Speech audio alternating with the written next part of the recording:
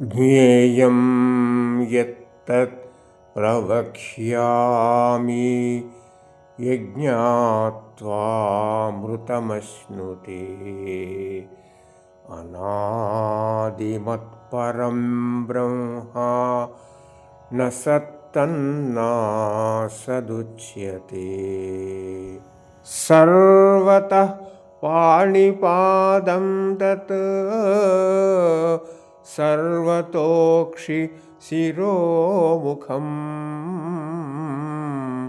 सर्वतः श्रुतिमल्लोके सर्वमावृत्य तिष्ठति आ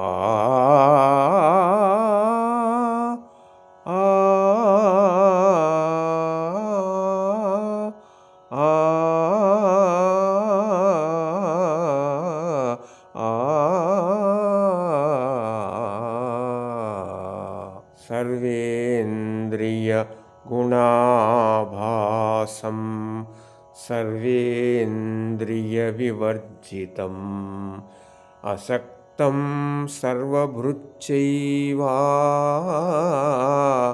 निर्गुणं गुणभोक्तृ च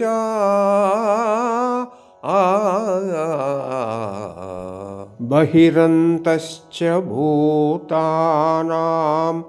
अचरं चरमेव च सूक्ष्मत्वात् तदविज्ञेयं दूरस्थं चान्तिके च तत् अविभक्तं च भूतेषु विभक्तमिव च स्थितं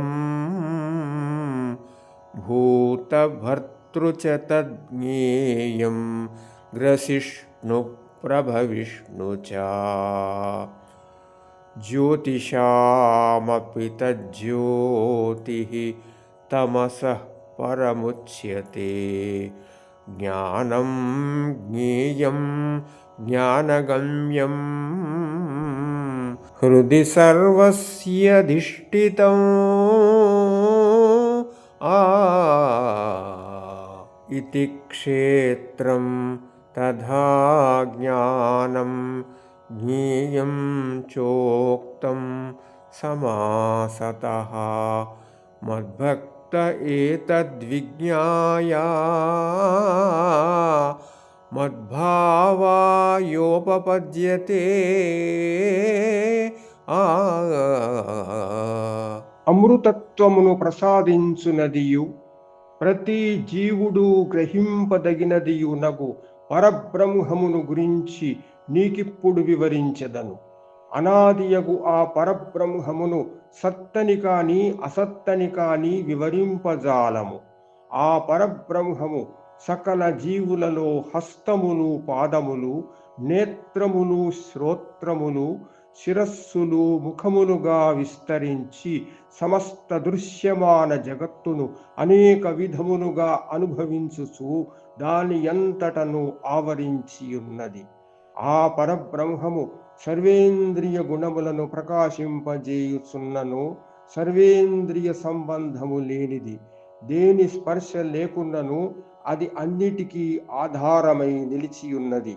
అది గుణములు లేనిదైనను గుణములను అనుభవించుచుండును. అది పంచభూతముల మరియు సకల జీవుల బహిరంతరంగములందు ప్రకాశించుచున్నది. ఆ పరబ్రహ్మము సహజముగా కదలదు కాని ప్రపంచ రూపమున కదులుచుండును.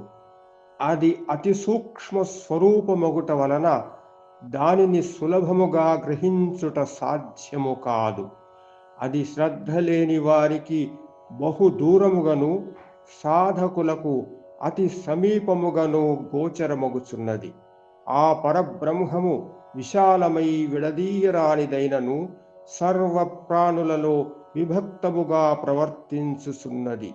అది సకల జీవులను సృష్టించును, పోషించును మరియు లయము చేయును. అది జ్యోతులన్నింటినీ ప్రకాశింపజేయు మహాజ్యోతి. అజ్ఞానాంధకారమునకు అతీతమైనది, జ్ఞానస్వరూపము. అది జ్ఞానముతోనే తెలుసుకోదగినది. జ్ఞానముతోనే గ్రహింపదగినది. అది అందరి హృదయములను అధిష్ఠించి ఉన్నది.